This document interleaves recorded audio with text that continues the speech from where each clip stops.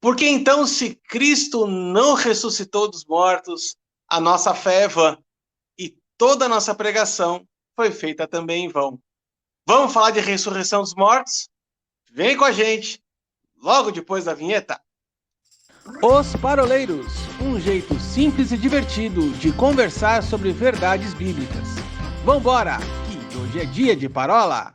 Muito bom, pessoal, bem-vindos mais uma vez a uma nova roda de parola inédita 2D, diretamente dos nossos estúdios técnicos 100% improvisados em Presidente Prudente, São José dos Pinhais e São Paulo capital, para a parola de número 126, a quinta, dentro do tema Doutrinas de Cristo.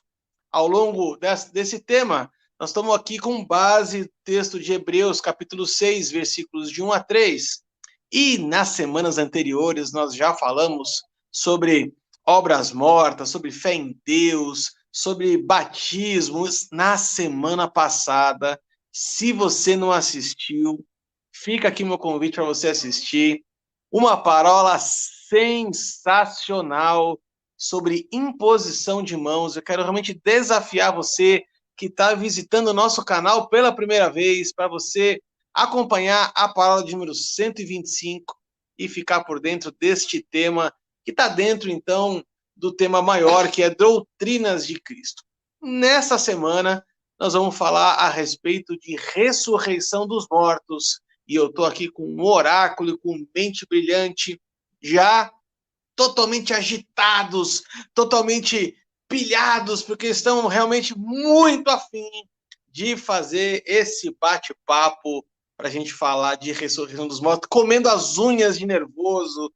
Mente Brilhante está pilhado nessa noite, nessa tarde, nessa manhã, independente do horário que você está assistindo aí a parola. Mente Brilhante e Oráculo e eu, Decano, completando o trio para darmos início nessa parola. E aí, Mente Brilhante, como é que você tá, lindão? Estávamos com saudades, né? Afinal de contas, ficamos aí na parola 125, sem você aqui. Eu não sei você, internauta, o que achou de eu fazendo o papel do decano. Eu confesso o meu pecado. Gente, foi muito difícil. Mas sabe de uma coisa? Essa semana nós recebemos uma notícia muito legal do Spotify. E eu queria agradecer você que tem nos assistido, porque nós também temos vídeos no Spotify, e tem nos ouvido. Muito obrigado. Valeu, valeu, valeu. E aí, Oráculo, como é que são as coisas aí, Prudente? Então, essa semana foi mais calma. Essa semana eu não fui parado na rua, e eu acho que justamente pelo fato de o Wilson ter sido o mediador da parábola, da parola anterior, né? Então, é estranho não mais ser parado nas ruas pelas pessoas, né? Mas a gente entende. Mas brincadeiras à parte, que brincadeiras à parte, que parola bacana. De fato, foi top a 125. Quem não assistiu tem que correr lá. Muito bom. E para você que está nos acompanhando aí, tem novidade, gente. A gente vai deixar um spoiler aqui. Não vou poder contar com todas as letras ainda, mas o contrato já foi assinado. O patrocinador já deu o ok, já deu o aval. O passe é nosso. O passe é nosso. O passe é nosso. O passe é nosso, não foi por empréstimo, tá? Já é contrato definitivo por tempo indeterminado. A partir de 2023, teremos novidades aqui no canal dos Paroleiros. Fica aqui o nosso convite para você já ir se mexendo, já aumentando o fã-clube, deixando a sua expectativa lá em cima, porque vai precisar abrir espaço para mais um mestre das escrituras, mais alguém que vai nos inundar com o seu conhecimento, alguém que desfilou, vamos dizer assim, né? Na vida de nós três, fez parte da nossa história, faz parte da nossa história. Então, logo, logo, teremos o quarto elemento. Não! Dona Clotilde, você está aí! Quem será? Quem será? Quem será o quarto elemento? Quem será o quarto elemento? O spoiler tá aí. Quem tem ouvidos, ouça o que a gente tem para dizer. Mas vamos começar em parolar aqui, porque senão a gente vai esticar esse assunto aqui e vamos acabar perdendo muito nosso tempo aqui. Meninos, vamos dar um pontapé inicial aqui no que diz respeito da ressurreição dos mortos. E como a gente já não combina mais já há muito tempo que vai ser falado aqui, então eu estava aqui fazendo as minhas leituras e nós temos aqui várias passagens no Novo Testamento que falam a respeito de ressurreição dos mortos. Nós vamos ver aqui Jesus falando sobre, o apóstolo Paulo falando sobre, em mais de uma carta, em Coríntios, em Tessalonicenses, enfim. Mas eu acho que para a gente bater aqui o nosso pontapé inicial, a gente precisa contextualizar falando de um grupo específico de pessoas que não cria na ressurreição dos mortos. E esse grupo de pessoas ele era presente durante o ministério de Jesus. Jesus combateu esse grupo muito fortemente. Então, se você for ver lá nos evangelhos, você vai ver lá algumas citações de um grupo chamado dos saduceus. Quem eram esses saduceus? Esses saduceus, eles eram parte das famílias sacerdotais. Podemos falar que eram partidos políticos lá, ou Paulinho, é demais falar que saduceus e fariseus eram partidos políticos daquela época? Na verdade, os fariseus eram partido político, né? Os fariseus. O termo partido é usado, né? O termo partido é usado para eles. O Will, ele aponta os fariseus como um partido político, mas a gente tem que partir do seguinte pressuposto. O grupo farisaico era maior, era um grupo consideravelmente maior, né? E por ser um grupo maior, era natural que eles tivessem uma infiltração dentro dos âmbitos políticos, inclusive uma influência no governo romano, né, do governo do Império Romano muito grande. Por ser um grupo extremamente grande e deter a maioria dos judeus daquela época. Já os saduceus, que também eram considerados um partido, no entanto, dentro da perspectiva, a palavra partido sendo usada dentro da perspectiva de um segmento diferente, né, pela sua forma de leitura e interpretação da Torá. Esses saduceus, eles tinham uma perspectiva um pouco mais interna dentro do judaísmo, né? Então, eles eram, de fato, uma visão quase que oposta em referente a alguns elementos-chave do judaísmo histórico, né? Do judaísmo farisaico. Eles eram ali uma oposição do lado de dentro do templo, com uma infiltração muito pequena, quase que imperceptível, ao lado de fora, né, ao lado digamos assim, de influência no Império Romano. Eles não tinham toda essa força, como no caso dos fariseus. No entanto, mais tarde, boa parte da doutrina dos saduceus, e mais tarde, que eu digo não tão mais tarde, quem sabe finzinho do século I, começo do século II, e com muita força da metade para frente no século II, mas do mesmo jeito que começa, termina no século III, um movimento considerado herege na igreja chamado gnosticismo, né? O gnosticismo ele tem uma raiz muito forte dentro do movimento saduceu, né? Uma vez que o movimento saduceu ele transformava em mito algumas questões de âmbito mais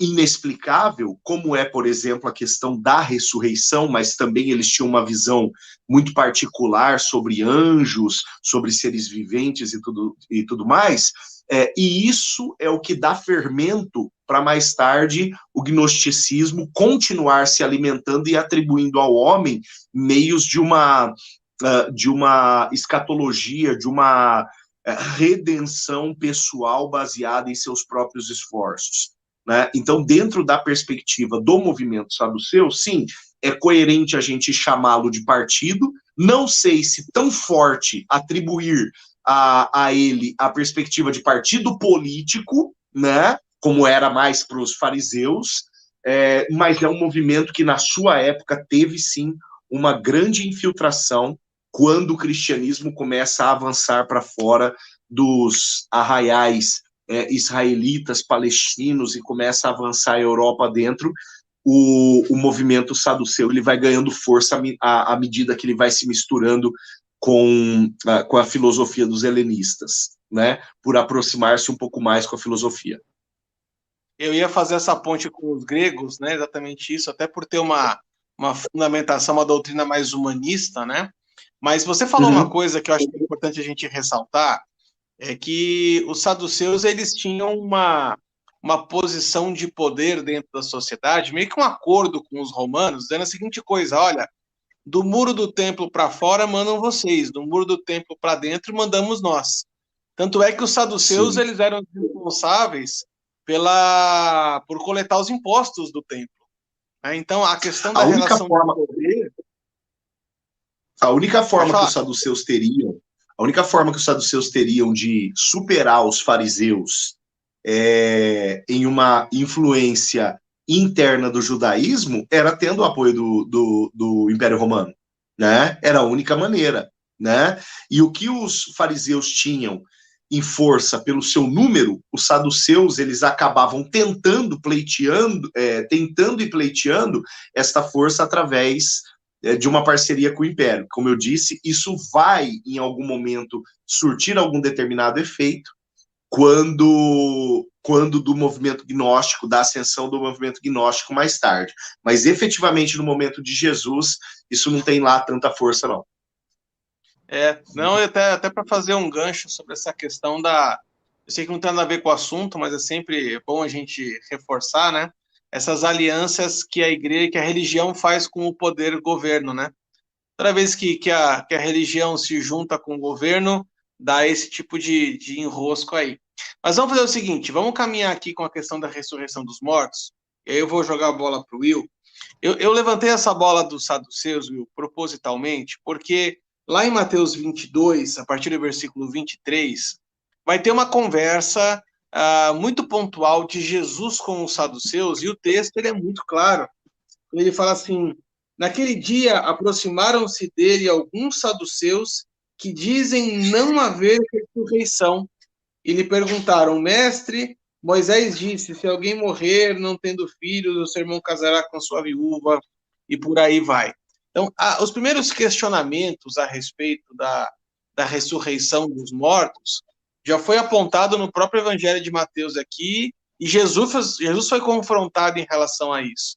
Agora, Jesus já sabendo, né, do plano que havia sobre ele, que ele venceria a morte e ressuscitaria, essa resposta de Jesus aqui dentro de Mateus 23 já vai dar o primeiro passo, vamos dizer assim, né, para essa doutrina básica de ressurreição dos mortos, né? Vamos fazer só um esclarecimento aqui, que eu acho que é importante. Você abriu a nossa parola citando um versículo muito importante do apóstolo Paulo, quando ele fala, bom, então se não tem ressurreição, vã a nossa fé, então vai todo mundo para casa e está tudo certo. E o Paulinho citou algo muito interessante aí sobre o gnosticismo. Ou seja, os saduceus eles vão ter uma postura de fazer um grande resumo sobre o gnosticismo, que, na verdade, no final do dia o homem ele não consegue entender e compreender o que é Deus, e quem é Deus, e como pode ter um relacionamento com esse Deus. E dentro dessa doutrina maluca dos saduceus, eles, de fato, e aí gosto da ponte que você faz, e eu sei que você estava citando Atos, capítulo 17, quando vai falar sobre os epicureus e os estoicos, porque eles também não acreditavam na ressurreição. Tanto que quando Paulo se achega no Areópago, eles falam: quem é esse paroleiro? Né? Quem é esse tagarela que está trazendo essa filosofia nova, dizendo que, espera um pouquinho, que história é essa que tem uma vida após essa daqui? Né? E Paulo ele diz, lá em Coríntios capítulo 15, que se a gente não crer que existe ressurreição, vã a nossa fé. A base, pode-se dizer dessa forma, do cristianismo é porque exatamente exige a ressurreição. O apóstolo Pedro ele vai falar a respeito disso, né? Mas quando nós vamos falar sobre os saduceus, essa passagem que você trouxe aí é muito interessante, porque na verdade ela é uma pegadinha. E qual é a pegadinha? A pegadinha que é feita ali é basicamente o seguinte: Jesus, se não existe, ou melhor, se existe ressurreição, essa mulher, no final das contas, ela vai estar casada com quem? E, na verdade, a pergunta não é sobre ressurreição. A pergunta é, Jesus, se há ressurreição, como você está estipulando, então a lei de Moisés ela é falha. Por quê? Porque se alguém se casar com outro, vai estar cometendo adultério. Na verdade, essa pergunta, Arthur, ela é muito mais elevada do que simplesmente falar sobre ressurreição. Os saduceus estão colocando, na verdade, em xeque a lei mosaica. Ele está falando, bom, Jesus, você veio trazer algo dessa natureza, falando que existe ressurreição dos mortos, então tá bom. Então me explica como que vai ficar a lei mosaica quando houver a ressurreição dos mortos. E aí Jesus ele dá a resposta. E essa é a razão pela qual ele dá essa resposta, porque ele introduz o princípio da graça, o princípio da dispensação. E é por isso que Jesus ele fala, ninguém vai se dar a casar ou vai estar casado, porque na verdade todos serão como anjos, não serão anjos, serão como anjos, ou seja, vai ter um corpo glorificado de tal forma que viverão debaixo de uma nova religião, de uma nova regra agora, de uma nova lei, e essa lei é a graça. Então veja como Jesus, os saduceus tentaram pegar pela questão doutrinária e Jesus ele traz de uma forma muito sutil essa questão da graça. E aí os saduceus se perdem e eles não sabem agora e falam, bom, e agora o que acontece? Se você pegar isso e levar lá para Atos capítulo 17, é a mesma coisa que acontece com Paulo. Paulo ele passa e fala, bom, olha, eu estou andando por aqui, estou vendo que tem o Deus tal, Deus tal, Deus tal, Deus tal. Vai ter um Deus desconhecido. Sabe de uma coisa? Aonde você vai tatear, você vai tocar em Deus. E sabe de uma coisa? Há ressurreição.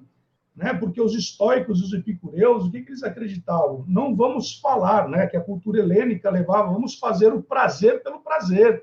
Né? Ou seja, vamos dar vazão aos nossos sentidos e às nossas emoções. E quando eu faço isso, porque eu tenho que buscar a felicidade.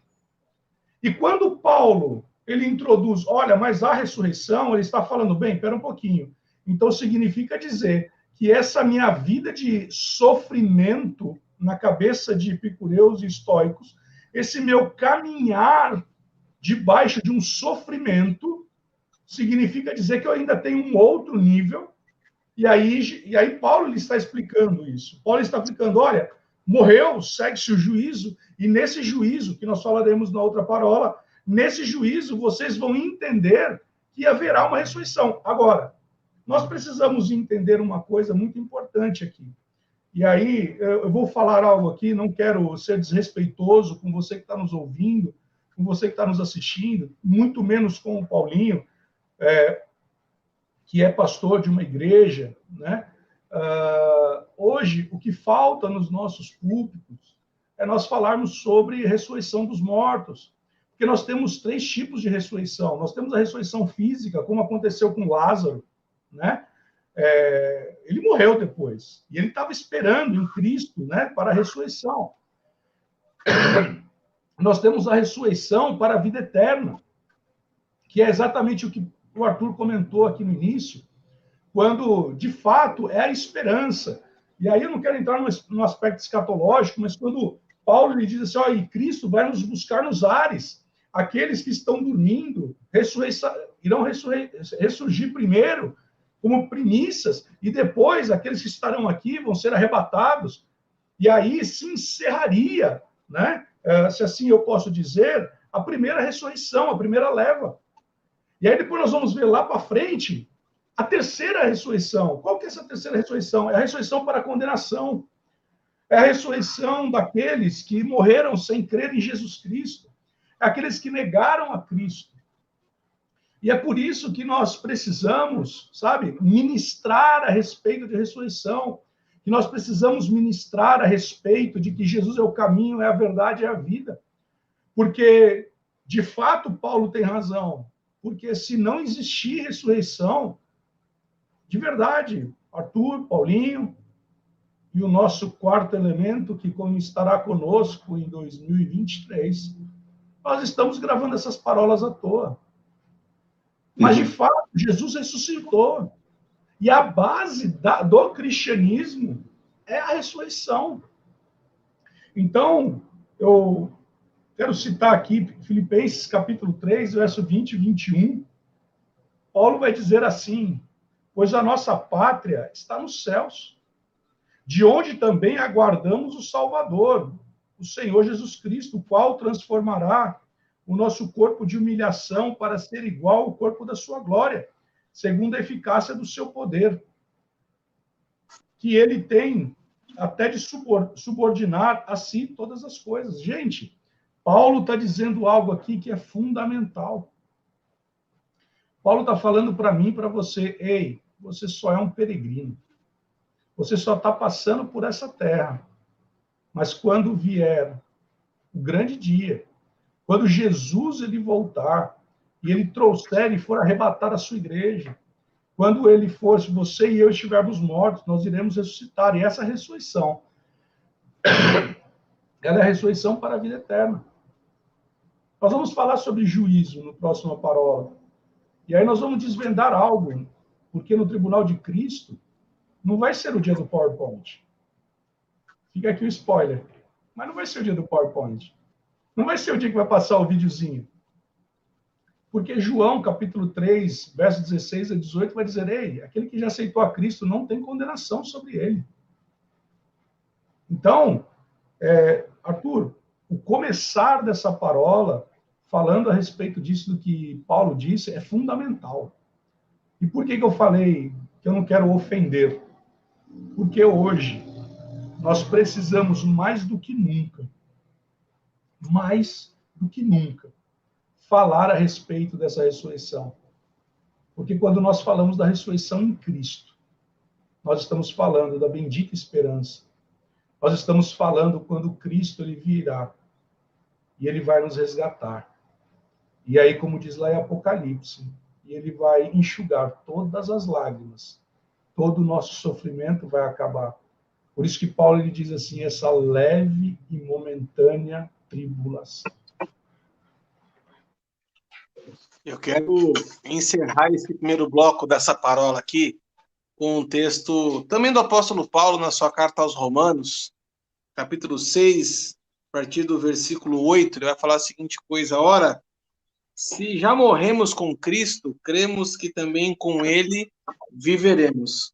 Sabedores que, havendo Cristo ressuscitado dentre os mortos, já não morre, e a morte já não tem domínio sobre ele.